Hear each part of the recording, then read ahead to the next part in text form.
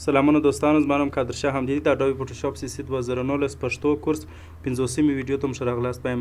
په تېره 49مه ویډیو کې موږ پر دغه اپشنونو څه کار وکړئ چې څه کار کوي او کومې وظیفې سرته رسوي. نن راځو دوستانو د سمارټ ابجکټ څخه یې شروع کوو. سمارټ ابجکټ د مخه موږ په فایل کې په اوپن از سمارټ ابجکټ کې دلته یو څه کار پر وکړئ. دی څه کار کوي؟ کله چې موږ یو عکس راخلاص کړی وي او د هغه فری ټرانسفرم د لارې موږ هغه عکس کوچنی کړو، نو هغه کیفیت یې کمزوری کیږي.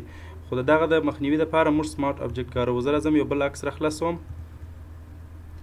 تاسو اوس وګورئ دا عکس ما راخلاص کړئ. که چیرې زه دی دلته ځای پر ځای د فری ټرانسفرم د لارې کوچنی کړم او بیرته د عکس لوی کړم، نو د عکس کیفیت چې کیږي خوپیږي، تاسې وینئ.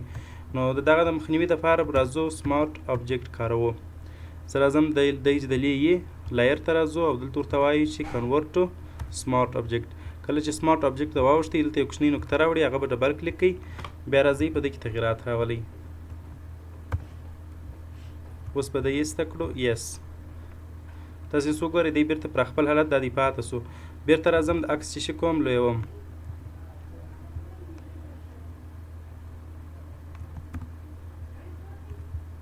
یس ګورئ هېڅ کم خوپوالی یا کم داسې کم مشکل نه پکې پیښیږي.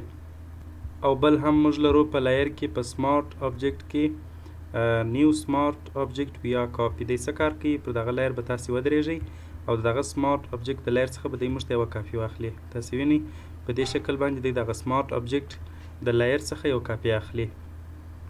او بل هم په لایر کې په سمارټ ابجکټس کې موږ ریویل ان ایکسپلورر بټن لرو. دلته دی اوس موږ سره غیر فعال دی. زه نه پوهېږم چې دی ولې دلته کار نه کوي، خو کولی سو چې د دې ځای څخه د استفاده کړو. د ده وظیفه دا ده چې ستاسې سمارټ ابجکټ عکس یا هم دغه رقم که ساده ډیزاین د هغه موقعیت ترښیي ستاسې په کمپیوټر کې. فقط پر دغه ځای باندې راسته کلیک لګوو او دلته تاسې وګورئ ریویل ان ایکسپلورر. نو هر ځای چې دی پروت وي په هغه ځای تاسې ته راولي او هغه ځای درته په نښه کوي.